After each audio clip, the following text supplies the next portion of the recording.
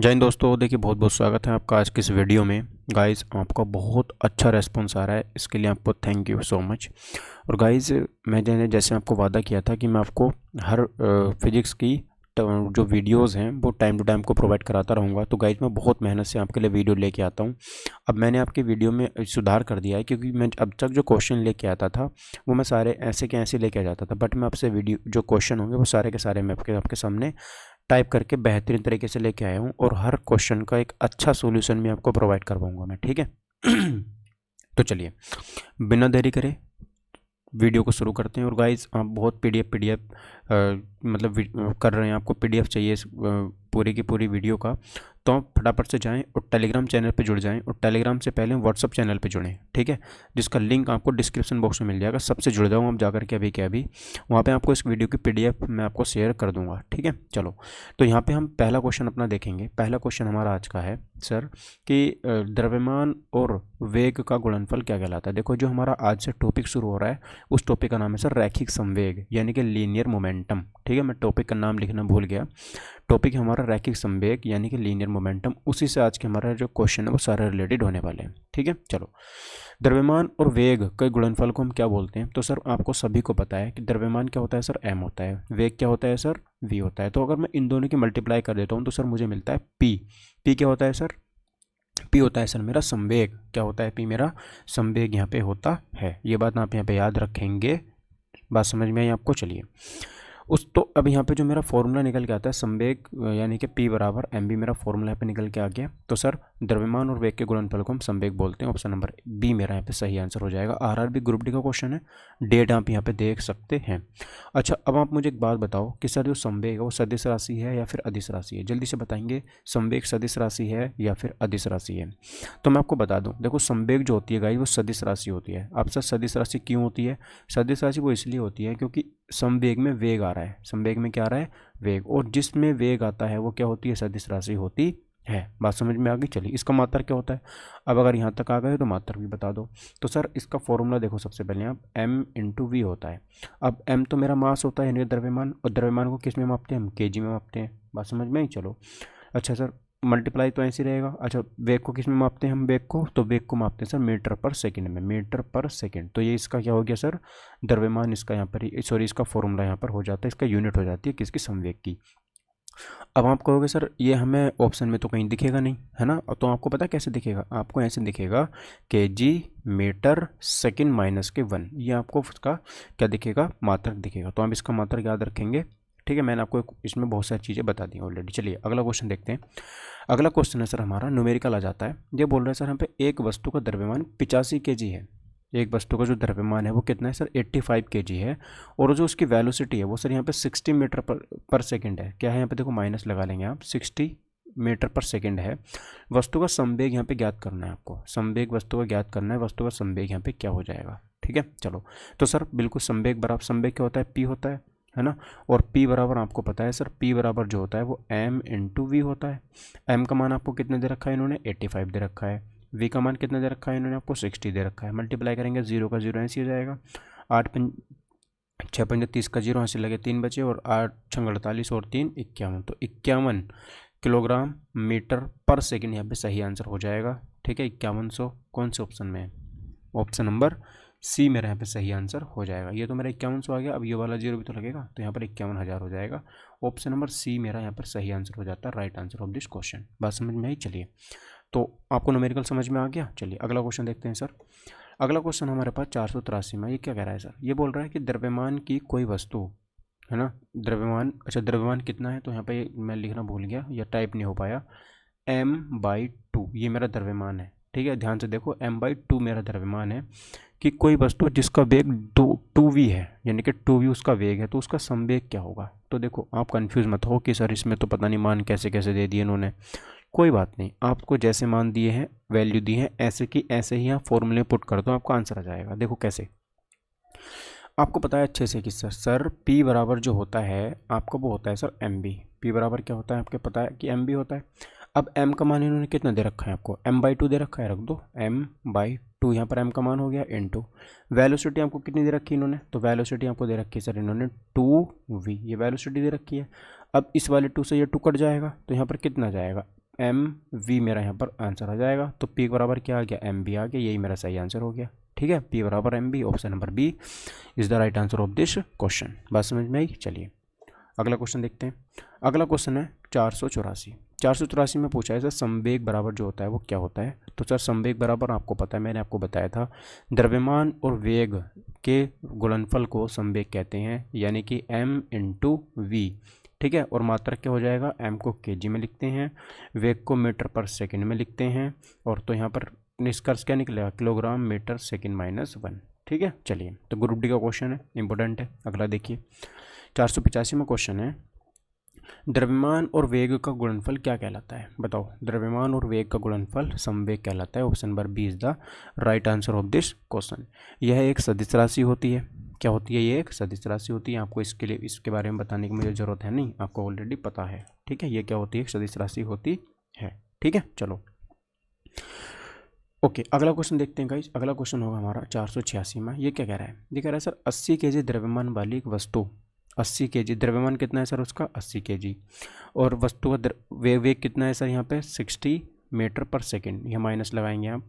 ठीक है, वेग के साथ गतिमान है, वस्तु में उत्पन्न संवेग कितना होगा। तो सर संवेग को क्या लिखते हैं हम, पी लिखते हैं। पी बराबर कितना होता है सर, एम इंटू वी।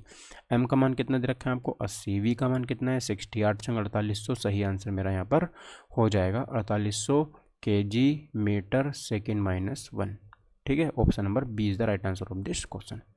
ठीक है सर, चलिए 487 में क्वेश्चन देखेंगे। क्वेश्चन क्या कह रहा है सर, क्वेश्चन आपसे बोल रहा है कि सर 50 kg द्रव्यमान की एक वस्तु 6 मीटर पर सेकंड के वेग से, यहाँ पर हम माइनस लगाओगे, नियत वेग से गतिमान है, वस्तु का संवेग। तो बिल्कुल आसान क्वेश्चन है, हम कई बार कर चुके हैं इसको। P बराबर एम बी होता है, और एम कितना होता है सर 50, वेलोसिटी मेरे को 6 पंजे 30, 300 आंसर से यहाँ पे हो जाएगा। ठीक है, तो 300 किलोग्राम मीटर पर सेकेंड माइनस 1 होगा, ना कि 2 होगा, ये गलत है। ठीक है, तो option number B is the right answer of this question. चलिए अगला क्वेश्चन देखते हैं 488। ये न्यूमेरिकल नहीं है, इसको हम बताओगे अच्छे से पढ़ करके, इसका सही आंसर आपके सामने क्या हो जाएगा। चलिए बताइए, एक गतिमान वस्तु का संवेग कुछ कारकों पर निर्भर करता है, निम्नलिखित में से कौन सा कथन सबसे उपयुक्त है। ऑप्शन नंबर ए, गतिमान वस्तु का संवेग उसके द्रव्यमान पर निर्भर करता है। गतिमान वस्तु का संवेग जो होता है उसके द्रव्यमान पर निर्भर करता है। कैसे, देखो P बराबर क्या होता है सर, m इंटू वी होता है। ठीक है, तो जो संवेग है वो क्या द्रव्यमान पर निर्भर करेगा। देखो दूसरा ऑप्शन, गतिमान वस्तु का संवेग उसके द्रव्यमान और वेग पर निर्भर करता है। ऑप्शन नंबर सी, गतिमान वस्तु का संवेग उसके आयतन और वेग पर निर्भर करता है। गतिमान वस्तु का संवेग उसके वेग पर निर्भर करता है। बताओ 488 का सही आंसर यहाँ पे क्या हो जाता है। देखो अब मैं आपको बताता हूँ, P बराबर एम भी होता है, M का मतलब द्रव्यमान होता है, V का मतलब वेलोसिटी। तो यहाँ पर जो आयतन है ना, ये तो कतई नहीं हो सकता। ऑप्शन नंबर सी तो यहाँ पे बिल्कुल काट दो, ऑप्शन नंबर सी यहाँ पे नहीं हो सकता। ठीक, ऑप्शन नंबर बी। अब एक बात बताओ सर, अगर ये केवल वेग पर निर्भर करता तो द्रव्यमान को हम क्यों लेते, है ना। तो ये भी काटो, ये भी गलत है। अगर ये गलत हो गया तो सर ऑप्शन नंबर ए अपना आप ही गलत हो गया, क्योंकि यहाँ पर केवल उसने द्रव्यमान की बात करी है, इसने यहाँ पर वेग की बात नहीं करी। तो एक ही ऑप्शन बचता है, ऑप्शन नंबर बी, यही मेरा सही आंसर हो जाता है। जो गतिमान वस्तु का संवेग है, ठीक है, वो किस पर निर्भर करेगा, द्रव्यमान पर और वेग पर निर्भर करता है। Option number B is the right answer of this question. Next question देखिए 489 में। ये क्या बोल रहा है सर, ये बोल रहा है सर एक वस्तु के संवेग की गणना कीजिए, मतलब P का मान आपको बताना है, जिसका द्रव्यमान 50 kg है और जो उसका वेलोसिटी दे रखी है वो 6 मीटर पर सेकंड दे रखी है, वेग गतिमान है। तो बिल्कुल आसान क्वेश्चन है, कई बार हम कर चुके हैं। P बराबर होता है सर एम बी, एम का मान कितना है 50, बी का मान कितना है 6 5 6 300 kg मीटर पर सेकेंड। बी ऑप्शन इसका सही आंसर यहाँ पे हो जाता है। ठीक है दोस्तों, चलिए अगला क्वेश्चन देखेंगे 490। क्वेश्चन क्या कह रहा है सर, क्वेश्चन आपसे बोल रहा है कि किसी सिस्टम में जब दो अप्रत्यास्थ पिंडों के बीच टक्कर होती है, कोई सिस्टम है मान लीजिए, उसमें दो अप्रत्यास्थ पिंड हैं, उनके बीच में टक्कर होती है, तब उसमें क्या होता है। तो उसमें उनका संवेग और गतिज ऊर्जा दोनों ही परिवर्तित हो जाते हैं। ऑप्शन नंबर बी, गतिज ऊर्जा परिवर्तित हो जाती है परंतु संवेग संरक्षित रहता है। संवेग परिवर्तित हो जाता है परंतु गतिज ऊर्जा संरक्षित रहती है। उनका संवेग और गतिज ऊर्जा दोनों ही संरक्षित रहते हैं। बताओ 490 का सही आंसर क्या हो जाएगा। तो देखो यहाँ पर जो मेरे क्वेश्चन का सही आंसर होगा वो ऑप्शन नंबर बी होगा कि जो गतिज ऊर्जा होती है ना, जो अगर मान लो दो मेरे पिंड जो है वो आपस में टकराते हैं तो क्या होगा, गतिज ऊर्जा परिवर्तित हो जाती है परंतु संवेग संरक्षित रहता है, संवेग में कोई प्रभाव नहीं पड़ता। ठीक है, बात समझ में आ गई। चलिए, गतिज ऊर्जा उसके परिवर्तित मतलब कम हो जाएगी लेकिन संवेग पे प्रभाव नहीं पड़ेगा। बात समझ में आ गई। चलिए आगे बढ़े, अगला क्वेश्चन देखिए। वेग को यदि दोगुना कर दिया जाए तो क्या होगा, संवेग 3 गुना और गतिज ऊर्जा 4 हो जाएगी, संवेग 4 गुना और गतिज ऊर्जा 3 गुना हो जाएगी, संवेग 2 गुना और गतिज ऊर्जा 4 गुना हो जाएगी, संवेग 4 गुना और गतिज ऊर्जा 2 गुना हो जाएगी। ये क्वेश्चन करो आप इससे, P बराबर mb से। कैसे करोगे, करो। वेग को यदि 2 गुना कर दिया जाए तो क्या होगा,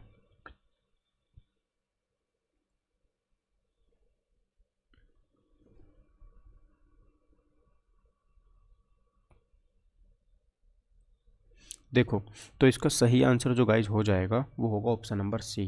जो संवेग होगा वो तो 2 गुना हो जाएगा और जो गतिज ऊर्जा होगी यानी कि जो काइनेटिक एनर्जी होगी वो 4 गुना यहाँ पर हो जाती है। कितनी हो जाती है, 4 गुना यहाँ पर हो जाती है। ठीक है, बात समझ में आ गई। चलिए, तो ऑप्शन नंबर सी इसका सही आंसर यहाँ पे हो जाता है। अगला क्वेश्चन देखेंगे क्या होगा। 452 में क्वेश्चन क्या कह रहा है सर, ये कह रहा है हमसे, ये कह रहा है सर यहाँ पे कि निम्न में से किस समीकरण द्वारा संवेग की गणना की जाती है, बताओ किसकी यहाँ पे कौन से समीकरण से संवेग की गणना की जाती है। तो सर द्रव्यमान और जब आप वेग की गुणा करते हो, द्रव्यमान और वेग की गुणा करते हो तो आपको संवेग की यहाँ पर जो है वो मिल जाती है, पर क्या समीकरण। ठीक है, चलो अगला क्वेश्चन देखो। 493 क्या बोल रहा है सर कि 200 मीटर पर सेकंड के वेग से गति कर रहे 50 केजी द्रव्यमान वाले पिंड का संवेग क्या होगा।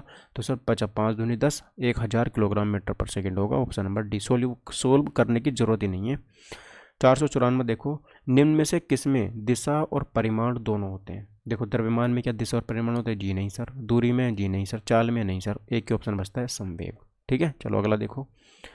यदि किसी गतिमान पिंड की चाल दोगुनी कर दी जाए, गतिमान कोई पिंड है उसकी चाल ये दोगुनी कर रहे हैं तो क्या उसकी स्थितिज ऊर्जा दुगुनी हो जाएगी, इसका त्वरण दुगना हो जाएगा, इसका संवेग दुगना हो जाएगा, या फिर इसकी गतिज ऊर्जा दुगनी हो जाएगी, बताओ। 495 का सही आंसर यहाँ पे क्या हो जाएगा। तो देखो यहाँ पर आपको मैं बता देता हूँ क्या होगा। तो इसका जो ऑप्शन नंबर सी है बिल्कुल सही होगा। इसका संवेग भी यहाँ पे 2 गुना हो जाता है। संवेग क्या हो जाता है, 2 गुना हो जाता है अगर आपने इसकी चाल बढ़ाई है तो। वो कैसे होगा, देखो ऐसे होगा कि P2 बराबर जो होता है ना, P बराबर क्या होता है आपको पता है, P बराबर MB होता है। P बराबर क्या होता है, MB होता है। ठीक है, तो अब P बराबर होता है MB, P बराबर MB। आप यहीं से कैलकुलेट करोगे तो निकल के आ जाएगा। देखो बहुत लंबा वो दे रखा है इन्होंने इसका, P1 P2 इस तरीके से करके आप डायरेक्ट रटो इसको। इसका संवेग जो होता है वो 2 गुना होता है क्योंकि इतना हमारे पास समय नहीं है समझने के लिए। ठीक है, तो इसका अगर चाल 2 गुनी होगी तो संवेग, जितना चाल बढ़ेगी उतना ही संवेग बढ़ेगा। ठीक है सर, चलो अगला क्वेश्चन देखो। 496, यदि एक टकराव में हमेशा की बचत की जाती है, यदि एक टकराव में डैश हमेशा की बचत की जाती है। देखो यहाँ पर ना डैश है, यहाँ पर एक वर्ड आएगा। ठीक है, वो कौन सा वर्ड होगा इनमें से बताओ। एक टकराव में दाब हमेशा की बचत की जाती है, या फिर बल की, या फिर संवेग के प्रणोत। तो देखो एक टकराव में संवेग हमेशा की बचत की जाती है। किसकी, संवेग की बचत यहाँ पे की जाती है टकराव में। कोई भी चीज टकराए, जैसे ट्रक से कार टकराए तो वहाँ पर संवेग संरक्षित रहता है। क्या रहता है, संवेग संरक्षित रहता है। देखो जैसे मैं आपको बताता हूँ, संवेग संरक्षण के सिद्धांत के अनुसार यदि कणों के किसी समूह या निकाय पर कोई बल नहीं लग रहा हो, मतलब कोई बल नहीं लग रहा, तो क्या होगा कि इस निकाय का जो कुल संवेग है वो नियत रहेगा। क्या रहेगा, वो संवेग नियत रहेगा, न परिवर्तन होकर बढ़ेगा ना ही कम होगा। ठीक है, यानी कि टक्कर के पहले और टक्कर के बाद का जो संवेग है वो बराबर होगा। टक्कर के पहले का संवेग और टक्कर के बाद का संवेग दोनों का बराबर होगा, लेकिन जो टक्कर जिस समय होगी उस समय का बराबर नहीं रहेगा। ठीक है, चलो आगे बढ़ते हैं। क्वेश्चन नंबर 497 देखो क्या बोल रहा है कि रैखिक संवेग के बराबर होता है। रैखिक संवेग के बराबर में क्या होता है, तो सर बल गुणा ऊंचाई होता है, द्रव्यमान गुणा वेग होता है, चाल गुणा भार होता है, द्रव्यमान गुणा आयतन होता है। बताओ क्या होगा। तो रैखिक संवेग के बराबर जो होता है वो गाइस द्रव्यमान गुणा वेग यहाँ पे हो जाता है। ऑप्शन नंबर बी मेरा सही आंसर यहाँ पे होता है। ठीक है, चलो अगला देखो। 499, किसी वस्तु का संवेग किस पर निर्भर करता है। वस्तु का संवेग किस पर निर्भर करता है, तो अभी अभी हमने पीछे पढ़ा था कि द्रव्यमान भी होना चाहिए और वेग, यानी कि दोनों होने चाहिए, उसी पर निर्भर करता है। ऑप्शन नंबर सी सही हो जाएगा। ठीक है, चलो आगे देखो। क्वेश्चन नंबर 500 क्वेश्चन कह रहा है कि सर संवेग को किसके गुणनफल के रूप में व्यक्त किया जाता है, संवेग को किसके गुणनफल के रूप में व्यक्त किया जाता है। तो सर द्रव्यमान गुणा वेग के गुणनफल के रूप में इसको व्यक्त किया जाता है। ठीक है सर, P बराबर mv आप लोग यहाँ पे याद रखिएगा। चलिए, और देखो यहाँ पर आप जैसे ऊर्जा होती है ना, ऊर्जा के बारे में आपने कथन सुना होगा कि ऊर्जा ना तो नष्ट हो सकती है और ना ही जन्म ले सकती है। ठीक है, ना तो उत्पन्न हो सकती है और ना ही नष्ट हो सकती है। ऐसे संवेग है, संवेग को ना तो आप उत्पन्न कर सकते हो ना ही आप इसको नष्ट कर सकते हो। बस क्या कर सकते हो, केवल एक पिंड से दूसरे पिंड में स्थानांतरित कर सकते हो। बस इतना बात याद रखिएगा। ठीक है, तो इसका और ऊर्जा की जो क्वालिटी है सेम से ही हो जाती हैं। और संवेग कैसी राशि है, एक सदिश राशि है, और इसका जो इकाई होती है वो किलोग्राम मीटर पर सेकेंड इसकी इकाई यहाँ पे हो जाती है। ठीक है, चलो एक न्यूमेरिकल है, करके दिखाओ इसको क्या होगा। 200 ग्राम वाली 200 ग्राम द्रव्यमान वाली एक वस्तु का जिसकी गतिज ऊर्जा है 10 जूल, इसकी गतिज ऊर्जा कितनी 10 जूल के साथ संवेग यहाँ पे क्या होगा, संवेग मेरे को बताना है, यानी कि P जो है वो क्या होगा। तो सर संवेग का सिंपल फॉर्मूला होता है P बराबर mv। क्या होता है, P बराबर mv होता है। ठीक है, चलो अब इसमें इन्होंने मुझसे क्या पूछा, संवेग पूछा है ना, क्या पूछा इन्होंने मुझसे, संवेग। तो सर संवेग के लिए आपके पास वेग है, वेलोसिटी है, नहीं है। आपके पास क्या है, द्रव्यमान है, यानी कि 200, द्रव्यमान 200 ग्राम है। सबसे पहले तो इस ग्राम को ना आप केजी में बदलो, 1000 से भाग करो, और जब हम 200 को 1000 से भाग करोगे तो सर 200 बटे में 1000 लिखोगे। ठीक है, तो यहाँ पर कितना आएगा, बराबर में अगर मैं इसको कैलकुलेशन करके दिखाता हूँ तो बराबर में आएगा ये 0.2 kg। कितना आएगा, 0.2 kg। तो एम का मान तो सर मुझे मिल गया 0.2। ठीक है, 0.2 इंटू वेलोसिटी कहाँ से ले गया हूँ सर। अब वेलोसिटी निकालने के लिए इसने मुझे गतिज ऊर्जा का उदाहरण दे रखा है। अब गतिज ऊर्जा का फॉर्मूला लगा दो सर। गतिज ऊर्जा बराबर होता है, यानी कि काइनेटिक एनर्जी बराबर होता है हाफ mv², यही तो होता है। तो सर काइनेटिक एनर्जी इन्होंने मुझे कितने दे रखी है सर, बताएंगे। तो काइनेटिक एनर्जी इन्होंने मुझे 10 दे रखी है। ठीक है, 10 जूल बराबर हाफ। ठीक है, तो m का मान कितना दे रखा है इन्होंने मुझे, बताएंगे। m का मान 0.2, तो 0.2 दे रखा है इंटू वेलोसिटी में क्या करूँगा सर, वेग का स्क्वायर करूँगा। ठीक है, चलो तो यहाँ से मैं जब इसको कैलकुलेट करूँगा तो पॉइंट लाऊंगा, नीचे 0 बढ़ाऊंगा। ठीक है, 10 आ जाएगा, और 10 जाके इधर गुणा करेगा, 10 कितना हो जाएगा, 100 हो जाएगा ना, ये 100, और बटे में 2 दूनी नहीं, इस 2 से ये 2 कट जाएगा, 2 से 2 कट जाएगा ना ये, तो यहाँ से v² बराबर आ जाएगा ये मेरे पास 100। v² बराबर कितना आ गया, 100 आ गया ना। तो सर यहाँ पे v बराबर कितना जाएगा मेरे पास, 10 आ जाएगा। ठीक है, तो बस v का मान मैं यहाँ पे पुट कर दूंगा, तो कितना जाएगा सर यहाँ पे, ये मेरा ये आ जाएगा 2 kg मीटर पर सेकेंड, सही आंसर हो जाएगा। तो option number A is the right answer of this question. ठीक है, बस समझ में। चलिए अगला क्वेश्चन देखिए, सबसे उचित विकल्प चुने, संवेग में क्या होता है। तो संवेग में कोई दिशा नहीं होती, पहली गलत, दिशा होती है, बिल्कुल दिशा भी होती है, परिमाण भी होता है। तो ऑप्शन नंबर सी सबसे उचित विकल्प यहाँ पे हो जाता है। ठीक है, चलो अगला देखो 503, यदि संवेग p और v वेग दिया हो तो द्रव्यमान m तो ज्ञात करने के लिए प्रयुक्त क्या हो। तो p बराबर mv होता है। क्या होता है सर, p बराबर होता है मेरे पास mv। तो द्रव्यमान मुझे ज्ञात करना है। अब द्रव्यमान ज्ञात करने के लिए तो ये हो जाएगा sir p upon v, p upon v कौन से में, ऑप्शन नंबर बी में है, ऑप्शन नंबर बी में हो जाता है p अपॉन v। ठीक है, 504 बताएंगे, द्रव्यमान और वेग का गुणनफल क्या कहलाता है। ठीक है, द्रव्यमान और वेग का गुणनफल क्या कहलाता है, बताएंगे। तो द्रव्यमान और वेग का गुणनफल संवेग कहलाता है। ऑप्शन नंबर बी मेरा सही आंसर यहाँ पे हो जाता है। ठीक है,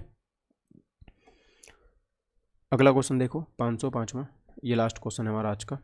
यदि वेग को दोगुना कर दिया जाए तो क्या होगा। वेग को दोगुना कर रहे हैं हम, देखो अगर चाल को दोगुना करोगे तो संवेग भी दोगुना हो जाएगा, लेकिन अगर वेग को दोगुना करते हो, अगर आप वेग को 2 गुना करते हो तो संवेग 2 गुना होगा, लेकिन जो गतिज ऊर्जा होगी वो 4 गुना हो जाएगी। गतिज ऊर्जा क्या हो जाएगी, 4 गुना हो जाती है। तो गतिज ऊर्जा 4 गुना, लेकिन संवेग 2 गुना। ठीक है, तो ऑप्शन नंबर ए यहाँ पे बिल्कुल करेक्ट आंसर हो जाता है।